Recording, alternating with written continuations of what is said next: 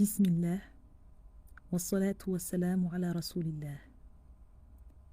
Assalamu alaikum wa rahmatullahi wa barakatuh. Paix sur toi. Imagine un serviteur chargé de porter de l'eau à son roi. Le vase dans lequel il est censé recueillir cette eau est fêlé, et à chacun de ses pas, de l'eau s'écoule de son vase. Le trajet est long et sur des kilomètres, ce vase ne cesse de se vider progressivement, si bien que quand notre homme arrive enfin devant le roi, il est vide. Alors il se sent honteux, il pleure, et il constate que son travail aura été inutile. C'est alors que le roi lui demande de regarder derrière lui. Le chemin parcouru est parsemé de jolies fleurs. Elles sont nées de l'eau qui tout ce temps s'est échappée des fissures de son vase imparfait. Est-ce que toi aussi, tu as le sentiment de passer tous les ans à côté du mois de Ramadan et de la nuit du destin? On attend cette fameuse nuit qui en vaut 1000 et on se prépare comme si désormais tout notre mois en dépendait. On se prépare comme pour courir le marathon de notre vie. Et à peine entamée la nuit, la fatigue et l'être humain en nous rattrapent. Alors au mieux, on se retrouve sur ce tapis de prière en pleine nuit comme un écrivain perdu devant sa page blanche, incapable d'écrire, mais incapable de renoncer. On est là avec un épuisement qui nous écrase et un cœur qui ressent à peine ce que la langue prononce. On se sent indigne, on se sent passer à côté de la chance de sa vie sans aucune garantie d'être là, la prochaine nuit. Naissent alors des doutes et des questionnements qui nous hantent. Est-ce que j'ai suffisamment rentabilisé ma nuit en adoration? Est-ce que Allah m'a agréé?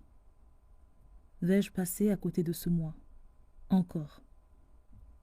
Et la plus grande question sûrement, est-ce que je mérite de faire partie de ceux et celles qui la trouvent cette nuit? Car on perçoit parfois cette nuit comme un cadeau que Allah accorde à ceux qui ont tenu bon. Je pense que le simple fait de se demander si on a rentabilisé cette nuit est la preuve que nous n'y avons pas compris grand-chose. Et peut-être que nous devons déconstruire le mythe de la performance dans l'adoration pour enfin ressentir l'essence de l'adoration, l'essence d'une prière. Moi, je sais qu'Allah aime plus ma vulnérabilité assumée que mon assurance mal placée. Et je sais qu'un cœur qui regrette de ne pas avoir rencontré Allah est meilleur qu'un cœur convaincu d'avoir tout fait comme il faut. Tu sais, je pense que la sincérité ne se planifie pas. Je pense que la sincérité ne se mesure pas et souvent, nous perdons de vue que c'est elle qui est au cœur de notre action. Peut-être que nous ne sommes pas tous taillés pour offrir des cycles et des cycles entiers de prière pendant des heures. Des lectures longues et psalmodiées de la parole d'Allah pendant toute une nuit. Peut-être que nos mains levées pour un besoin peuvent s'abaisser par la fatigue d'une nuit d'adoration, tant que notre cœur, lui, reste continuellement orienté vers la recherche de l'agrément d'Allah.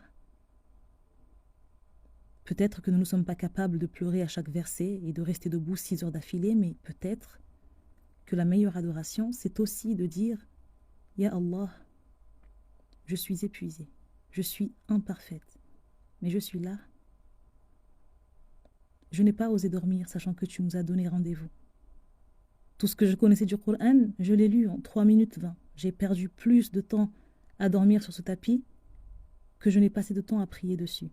Et certes, ya Allah, je ne suis pas capable de rivaliser avec tes pieux adorateurs et tes plus grands serviteurs. Je suis loin derrière eux. Je suis loin, mais je suis là. Accepte-moi. Accepte de moi cette nuit et accepte de moi toutes les nuits et tous les jours de ma vie sur cette terre. Dans l'épisode 3 de ce podcast, je te parlais du sacrifice de Habil et Qabil. Je ne sais pas si tu as eu l'occasion de l'écouter. Si ce n'est pas le cas, je t'invite à le faire. Tu vois, ces deux frères font une offrande à Allah. Et bien entendu, Allah est au-dessus de tout besoin, que ce soit la bête offerte ou l'épi. Allah s'en passe, mais ce qu'il accepte, c'est l'effort et la sincérité. Le malheur de Qabil, finalement, c'est de ne même pas avoir accepté que ce qu'il a donné à Allah ne valait rien, et d'avoir continué à agir et à croire que son sacrifice méritait d'être reçu, sachant qu'il a donné le pire de ce qu'il avait. Quant à toi, qui a donné le meilleur, qui t'est efforcé malgré tes faiblesses, même si le meilleur chez toi n'est que l'échauffement chez les adorateurs aguerris et les pieux. Toi qui as donné le meilleur, ne doute pas un seul instant. Et remercie Allah qui a mis en toi ce souci, ce regret et ce sentiment de ne pas avoir été à la hauteur. Allah ne nous attend pas sur la performance. Il nous attend sur la reconnaissance de notre vulnérabilité, de notre impuissance, sur la constante remise en question et sur le repentir sincère. Allah nous attend sur l'effort de l'adoration. Quant à la validité de l'adoration, elle n'incombe qu'à lui. Soyons comme Habil, qui a donné avec humilité et non pas comme Qabil, qui a donné avec arrogance. Et sache que si Allah peut faire de ton humble prière d'une nuit et de ton humble lecture une adoration de 1000 ans, alors il peut faire de ta sincérité une validation de toujours. L'islam n'est pas une religion d'exploits et de prouesses sans profondeur. Elle est une religion de repentir et de cheminement. Et la plus belle prouesse de l'homme, c'est de combattre constamment son ego. Quant à ta fatigue, ta lassitude, tes faiblesses, ta paresse, elles font partie de toi. Tu peux les combattre, tu ne peux pas t'en débarrasser. Elles font aussi partie de ton adoration. Par leur simple présence, elles prouvent ton effort. Elles élèvent ton sacrifice. Alors bien sûr, il ne s'agit pas de s'asseoir sur ses lauriers et de considérer que nous n'avons pas à avancer et à faire mieux, mais il faut comprendre que nos prières imparfaites, nos moments de fatigue pendant la Laylatul Qadr ou pendant n'importe quelle autre adoration, ce sont les fissures de notre vase. On a l'impression d'arriver devant Allah les mains vides, mais ce sont nos efforts dans la difficulté qui font fleurir notre foi. Le roi n'avait pas besoin d'eau. Il voulait voir le serviteur marcher pour lui. Alors, désormais, quand tu cherches la nuit du destin, cherche-la non pas pour ce qu'elle est elle-même, mais cherche-la pour trouver cette nuit Allah.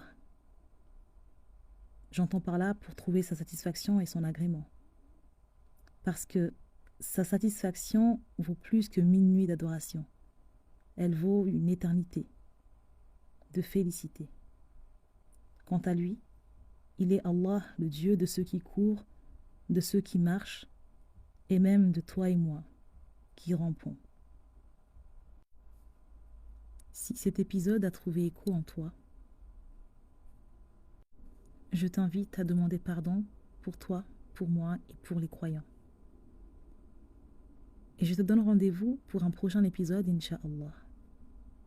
Assalamu alaikum wa rahmatullahi wa barakatuh.